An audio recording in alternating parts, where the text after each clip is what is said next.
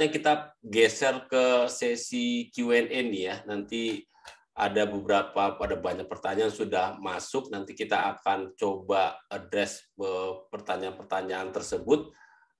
Untuk panitia bisa tampilkan pertanyaannya.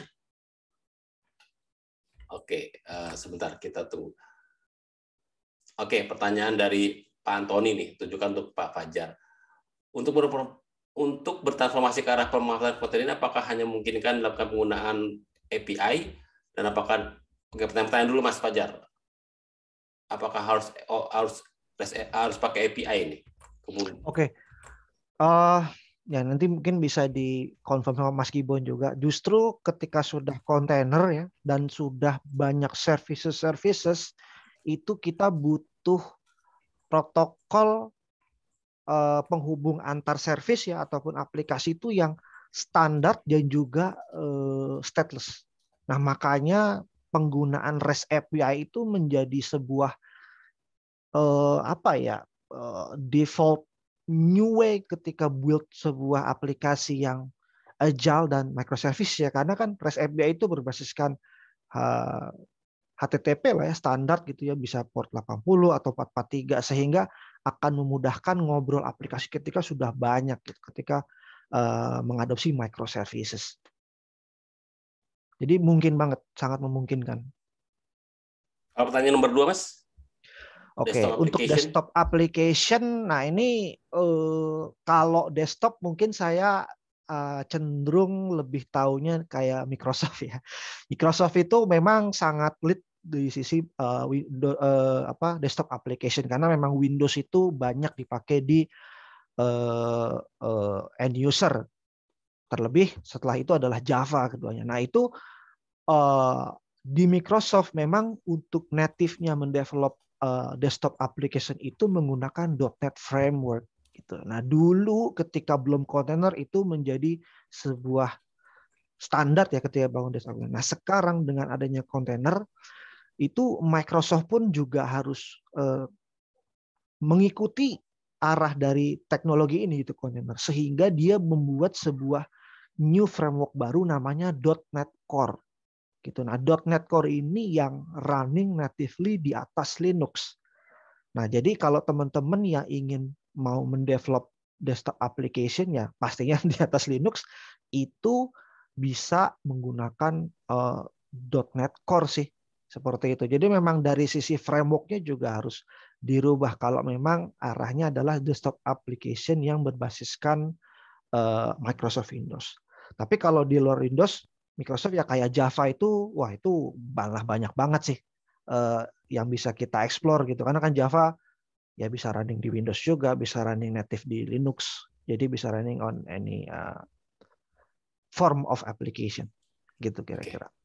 Kalau yang C dari sisi security tadi saya juga sudah menjelaskan pasti berubah ya dari security, kita nggak bisa mengandalkan yang tapping network, pakai agent dan lain-lain.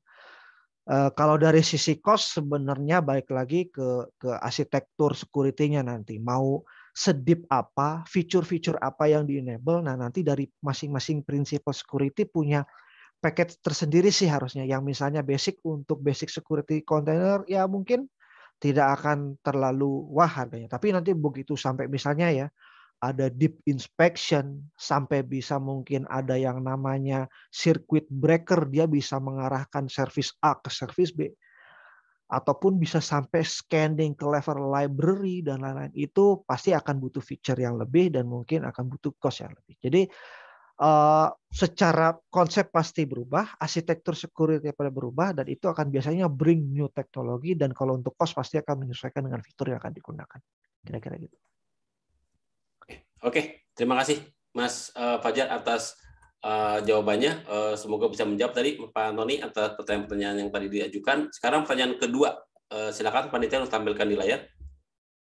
Oke, dari Mas Dwi Chandra Yanuar untuk Mas Gibon nih.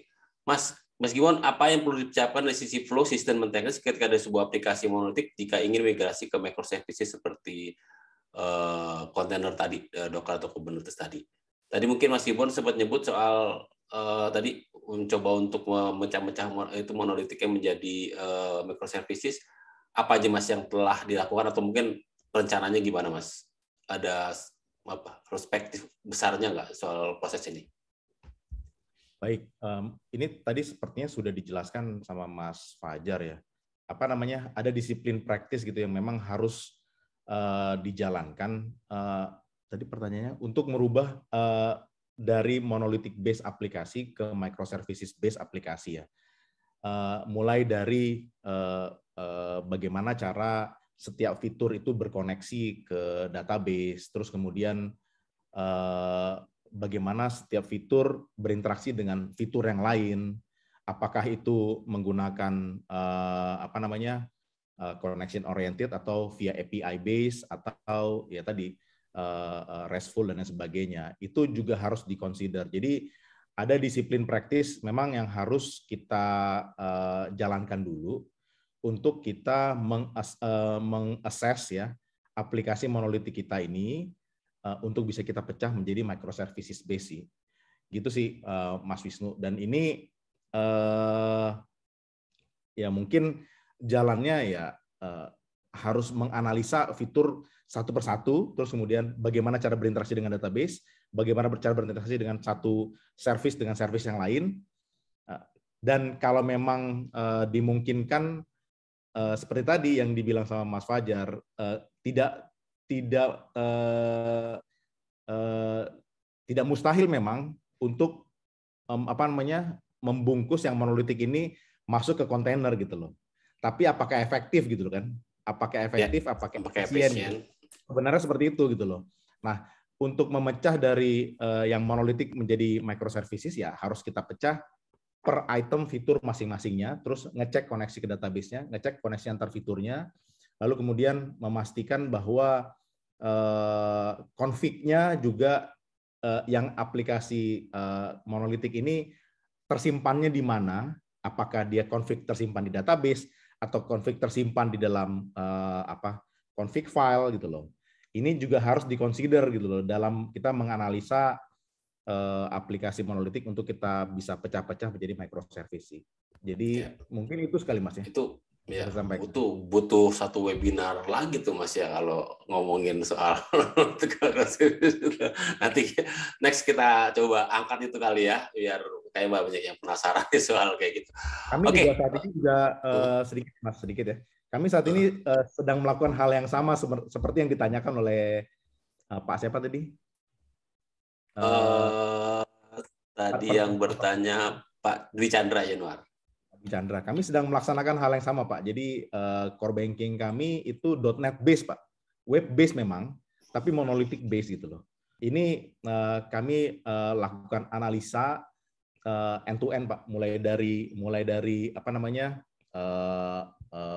aplikasi untuk menghandle users, terus aplikasi untuk ke general ledger, terus kemudian aplikasi untuk fitur-fitur yang dipakai, ke reporting, ke database, terus apakah ada koneksi ke surrounding aplikasi yang dia koneksinya langsung atau menggunakan API atau menggunakan hal-hal yang lain, itu yang harus dianalisa satu persatu.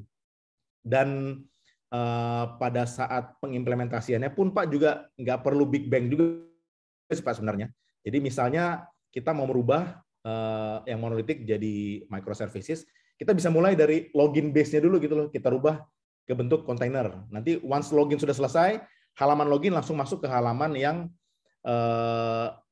fitur itu mungkin masih monolitik. Nanti bertahap kita pindahin lagi fitur 1, fitur 2, fitur 3 sampai secara keseluruhan tuh bisa kita pindahin microservices based. Oke, menarik Mas. Nanti kalau udah selesai kita bisa buat webinar dengan narasumber Mas Gibon lagi nih ya. Kalau udah. Oke, terima kasih Mas Gibon atas jawabannya. Sekarang kita geser ke pertanyaan nomor 3 berarti ya. Silakan. Dari Mbak Erlina di PT IP Indonesia.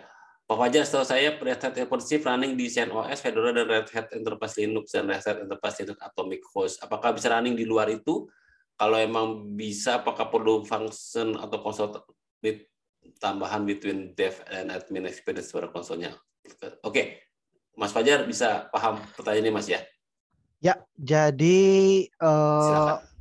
ya kalau jadi memang ada dua versi OpenShift nih kalau sekarang yang running. Jadi yang terbaru itu OpenShift versi 4.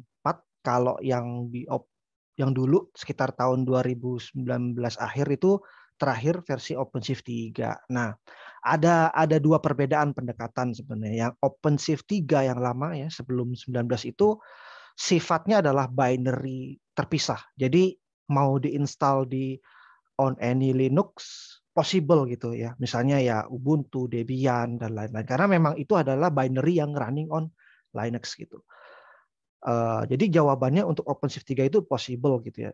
Tapi memang kalau dari sisi support ya, ketika harus dijaminkan ya secara asuransi dari sisi performance, sisi security, sisi dan lain-lain, Red Hat pasti akan mengharuskan untuk running operating system dari Red Hat yaitu RHEL. Kenapa tadi ya? Karena memang yang sudah ditested adalah operating system RHEL gitu. Jadi kalau open cache ada degradasi performance kita tahu karena pernah dites. Oh, dites seperti ini kemungkinan penyebabnya degradasi performance adalah ini. Beda kalau pakai Linux yang lain gitu ya kan. Kita nggak tahu build kernelnya gimana, modul apa yang naik. Jadi supportnya Red Hat tidak bisa menjamin itu sesuai dengan apa yang SLA yang diberikan. Jadi jawabannya kalau memang sekedar mau coba-coba testing itu bisa, tapi ketika sudah naik ke production itu harus mengikuti stack SLA Red Hat yang berikan itu. Jadi harus menggunakan operating system RHEL. Nah, cuman kalau yang di versi terbaru OpenShift 4 itu kita lebih mutakhir lagi karena kita sudah membungkus operating system dengan binary OpenShift itu menjadi sebuah image yang immutable. Jadi udah tinggal deploy, itu udah langsung jadi OpenShift, itu fully integrated dengan operating systemnya. Nah itu kalau yang community freeware ya OKD itu pakainya Fedora, nggak bisa dirubah. Tapi kalau yang di versi enterprise-nya itu yang sudah built-in langsung dengan binary OpenShift itu OS-nya menggunakan RHEL Core OS. Jadi harus sesuai sih gitu dengan stack yang diberikan supaya kita bisa jamin dari sisi asuransi baik itu security, performance dan juga life cycle-nya gitu Pak. Oke, terima kasih. Semoga menjawab Mbak Enita atas pertanyaan tadi. Oke, Mbak Erlina, sorry. Oke, sekarang pertanyaan nomor 4 nih ya.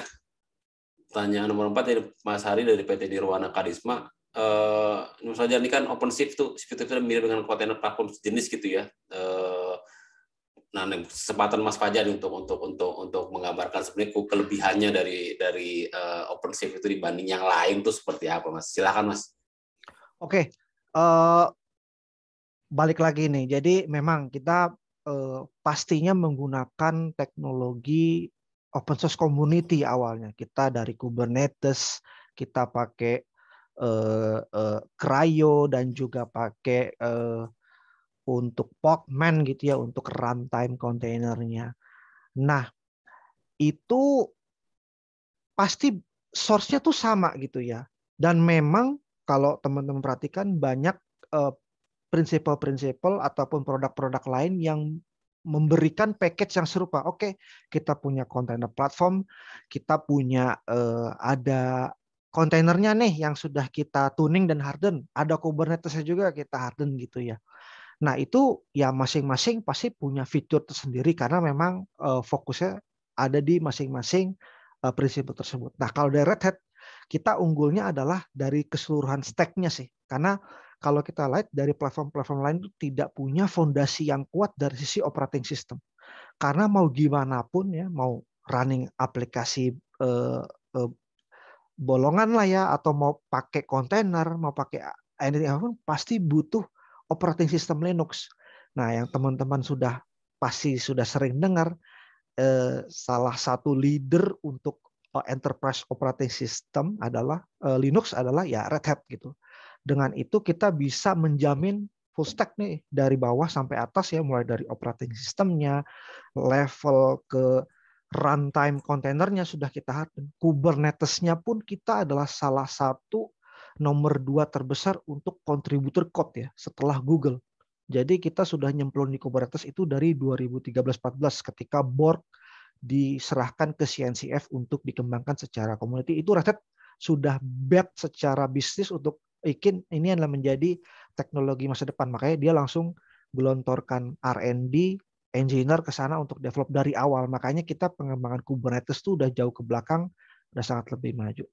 Jadi ya benefitnya tadi ya, kita bisa jamin secara full stack dari operating system sampai ke layer platform, dan kita pun standarisasi dengan prinsipal hardware banyak banget ya. Untuk server kayak HP, Dell, Lenovo, you name it, itu ada yang terkenal. Ataupun mau running secara virtualisasi, mau di on-prem, mau di AWS, GCP, Azure, itu kita udah punya standarnya karena kita sudah melakukan testing dengan multiple principle. Jadi assurance-nya lengkap banget tuh.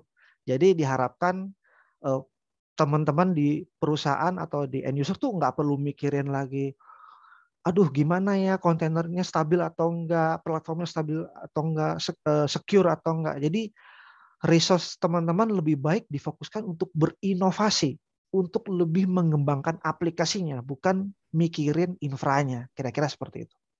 Oke. Berarti ya kira-kira kalau open source itu ya semua orang bisa, kalau udah punya nasi, telur, udah bisa buat nasi goreng. Tapi kalau ada koki-kokinya, ini koki yang bisa membuat packagingnya nasi manis goreng, dan lain-lain, bisa dibawa-bawa dengan jadi mudah. tinggal dimakan dan rasanya enak itu pokoknya. Siap. Jadi jadi lapar ngomongin makanan. Oke. Sekarang kita geser ke pertanyaan nomor 5 nih ya. Udah kan pertanyaan nomor 5, panitia silakan ditampilkan pertanyaannya. Oke, untuk Pak Gibbon nih berarti.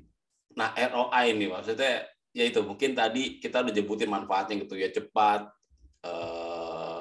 bisa di-evaluate kemana aja, dan ya itu lebih ya banyak kelebihannya. Tapi kalau ngukur ROI-nya gimana tuh Mas?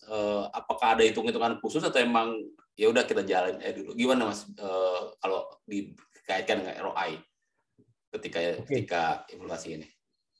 Oke. Sebenarnya simpelnya seperti ini sih kalau kita ngomong ROI ya. Kalau dulu kita bangun aplikasi harus ada servernya dulu gitu ya. Harus ada servernya, harus bikin VM-nya, terus kemudian resource-nya itu langsung dipantek gitu ya, langsung dibatasin, ini space sebesar ini untuk aplikasi tertentu, aplikasi A, aplikasi B segini, aplikasi C segini gitu loh. Nah, simpelnya sih seperti ini, dengan kita menggunakan containerized application, penggunaan resource akan jauh lebih efektif dan efisien hanya untuk kebutuhan unit atau functionality yang kita taruh di dalam kontainer saja gitu loh. Itu yang pertama. Terus kemudian yang kedua, kalau kami lebih naik lagi ke atas gitu loh. Dengan kita menggunakan manageable containerization pun ya, kalau kita melakukan pengelolaan sendiri pun akan jauh lebih sulit ya. Kenapa? Karena ketika ada kontainer yang tidak dipakai tapi masih hidup di dalam sistem kita, akan memboroskan resource juga, dan kita nggak tahu cara mengelolanya, itu akan jauh lebih mahal gitu loh. Saya mungkin agak menuju ke pertanyaan dari teman-teman yang berikutnya nih, yang kenapa kita milihnya GKE gitu loh, nggak hanya managing Kubernetes-nya aja, karena kita memikirkan bahwa kebutuhan Kubernetes ini juga kita pikirkan sampai kalau ketika dia sudah tidak dipakai, resource-nya langsung bisa diallocate untuk kebutuhan yang lain. Jadi Kubernetes as a service gitu loh. Jadi bisa lebih efektif, bisa lebih efisien, dan kita tidak stressful, orang-orang operation kita akan pengelolaan space, resource, dan lain sebagainya dengan lebih mudah dan efektif. Nah, terkait dengan tadi ROI, mungkin ya kalau dilihat dari penjelasan saya, daripada kita invest banyak server yang kita tidak tahu bahkan utilisasinya itu dipakai atau tidak dengan menggunakan Kubernetes teknologi, sudah pasti efisiensinya itu jauh lebih baik atau jauh lebih murah daripada kita setiap pembelian aplikasi kita beli server lagi gitu loh Pak. Secara rigid bagaimana cara menghitungnya mungkin bisa dibantu nanti teman-teman dari Red Hat ya, dari Mas Fajar mungkin ya. Karena ini terkait dengan resource penggunaan aplikasi Bapak sendiri, seberapa besar growth-nya, sampai seberapa panjang rencana pemakaian aplikasinya. Kalau Bapak tetap stay di virtual machine base dibandingkan Bapak invest teknologi ke Kubernetes gitu loh. Nah, gitu Pak, mungkin dari kami Pak. Oke, Mas Iwan, terima kasih. Mungkin ada satu pertanyaan lagi yang mungkin perlu dijawab juga nih dari Pak Iwan Budi Saputro. Ini mungkin agak pertanyaan tambahan dibanding di luar 5 pertanyaan tadi. Kalau Pak Iwan Budi Saputro menggunakan VM tapi belum mengimplementasikan kontainer, apa saja perlu dipersiapkan? Kayak Mas Gibon tadi sempat tuh Mas ya cerita journey-nya gitu dari VM ke kontainer gitu. Yang perlu dipersiapkan emang berarti semuanya itu Mas ya, people, proses, dan teknologinya. Betul. Jadi sebenarnya gini, kita ngomong virtual machine dibandingkan kita berpikir bekerja secara containerization, sebenarnya bagaimana caranya kita memisahkan aplikasi yang bisa connect secara stateless dibandingkan koneksi aplikasi yang harus memang membutuhkan stateful connection. Tadi saya sekilas melihat bahwa ada teman-teman yang nanya database bagusnya masuknya di kontainer atau tidak gitu loh. Tergantung gitu loh. Ini saya jawab tergantung aja. Bisa ditaruh di dalam containerized infrastructure, bisa. Tapi hati-hati kalau misalnya korup kontainernya, terus dia langsung mati, spawn-nya memang cepat, tapi datanya atau session dan lain sebagainya langsung hilang gitu loh. Oleh karena itu orang biasanya prefer untuk database aplikasi yang database misalnya Oracle, MySQL atau Postgre dan sebagainya itu biasanya ya lebih baik hadirnya di VM gitu loh dibandingkan ke kontainer gitu loh. Oke. Itu sih. Sip. Mas Ya, okay. Jadi kalau misalnya untuk VM base ya seperti tadi bisa nggak dipecah yang stateful sama stateless. Kalau bisa dipisah, ya udah. Yang stateless ini bisa dibikin dalam bentuk containerized gitu loh, application. Oke, thank you, Mas. Mungkin satu pertanyaan lagi sebelum kita ke closing ya. Jadi Mas Denny juga nanya nih, Mas Denny Permana, untuk Red Hat mungkin ya tadi ngomong tetap TCO sih, Mas. Mas Fajar bisa itu nggak, Mas? Apakah memang bisa jauh lebih efisien gitu ketika ngomongin solusi Red Hat dengan Kubernetes? Ya, kalau dari sisi total core ownership memang harus ngukur end to end ya, karena nggak cuma dari sisi aplikasi ataupun platformnya aja nih. Kadang ada beberapa ketika aplikasinya dirubah gitu memaksa ke kontainer, tapi surroundingnya jadi berubah banyak, ujung-ujungnya TCO-nya bengkak lagi gitu. Nah, cuman kalau kita persempit dari sisi scooping-nya ya, kalau dari sisi hanya workload-nya aja gitu ya.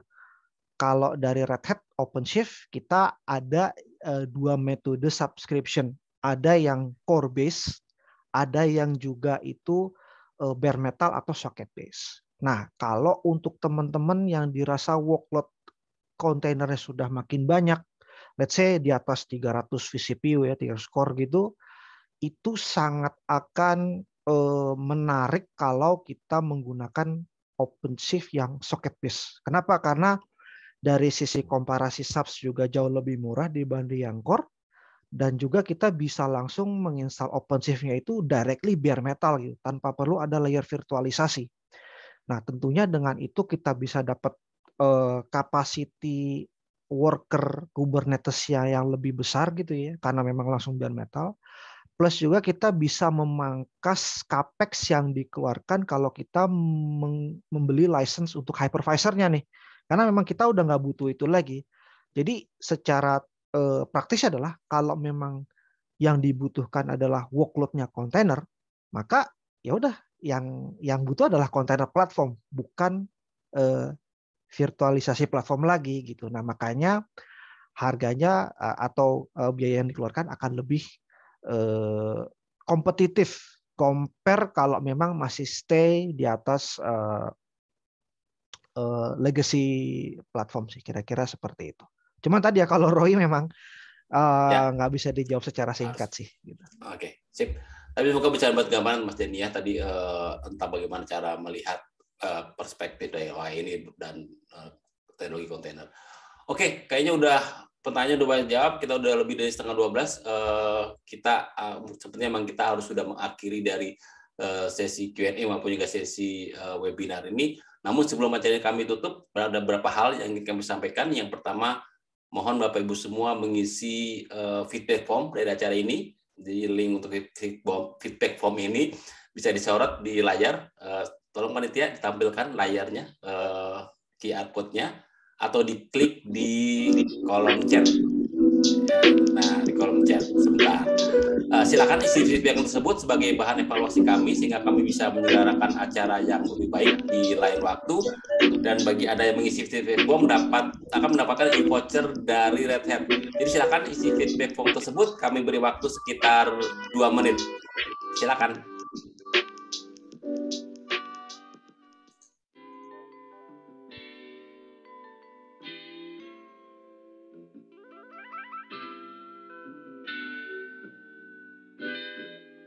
Brian Little. Untuk Mas Fajar atau Mas Gibon, kalau emang mau bantu jawab di Q&A, Mas, kalau emang tertulis bisa bantu jawab tertulis, silakan. Oke, 1 menit lagi untuk mengisi feedback form ya. Nanti yang dapat voucher dari Red Hat lumayan buat makan siang. Terima kasih.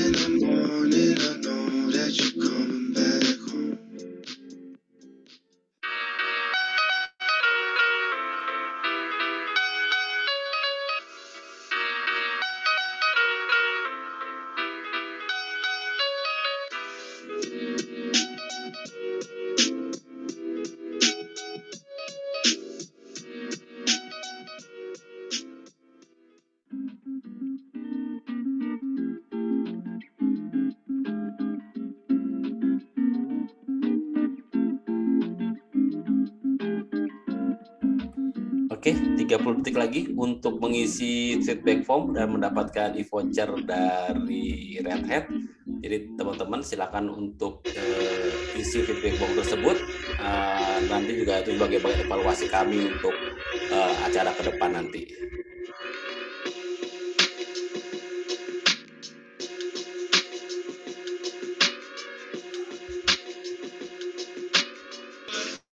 Oke, terima kasih. Mungkin sebelum saya acara YouTube ada, kan kita ingin setelah feedback bomb, mungkin sekarang saya ingin meminta closing statement deh dari tim panelis semua. Jadi mungkin dimulai dengan Mas Fajar, Mas, bisa nggak Mas kasih closing statement gitu, menekankan apa sih yang apa ya, apa pesan utama yang ingin Anda sampaikan di webinar kali ini? Silakan Mas Fajar. Oke, jadi bisa dibilang kalau the future application deployment itu arahnya itu ke arah kontainer dan Kubernetes ya. Jadi kalau teman-teman lihat kontainer itu menjadi sebuah de facto developer untuk buat aplikasinya supaya lebih mudah untuk di-deploy on any environment. Jadi jangan takut untuk melangkah karena itu adalah next step-nya itu pasti ke arah sana. Jadi memang harus dicoba dan prepare for journey-nya lebih matang. Dan kalau memang dibutuhkan solusi yang memang running well dan proven di sisi enterprise, terlebih untuk teknologi-teknologi yang memang bleeding edge yang berasal dari open source community, nah itu Red Hat bisa menjadi trusted partner nih buat teman-teman enterprise yang hadir di sini semua. Kira-kira itu dari saya. Oke, terima kasih.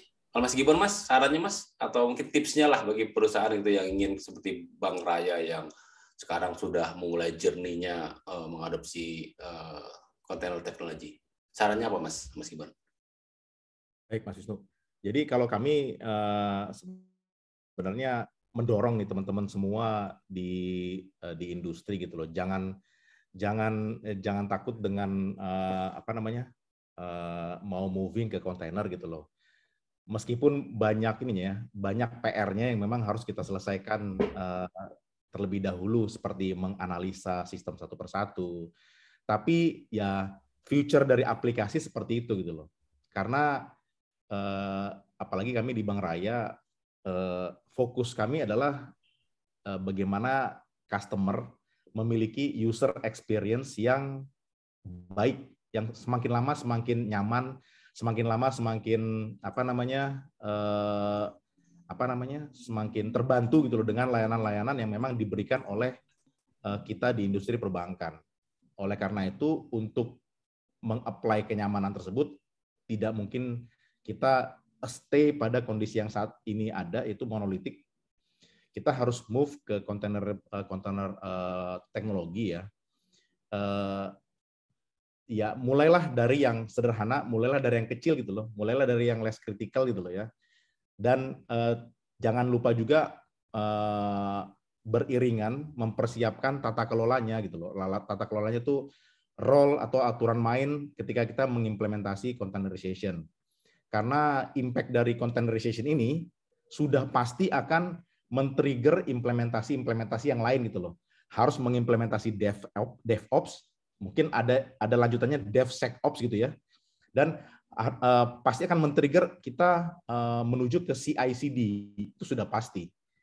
Karena tuntutan dari zaman tuh semakin lama bukan semakin lebih mudah gitu, pasti semakin lebih sulit. Oleh karena itu, dengan adanya teknologi kontainer, dibantu juga oleh, tadi udah dijelaskan dari Red Hat, itu banyak solusi yang bisa membantu hal ini bisa tercapai.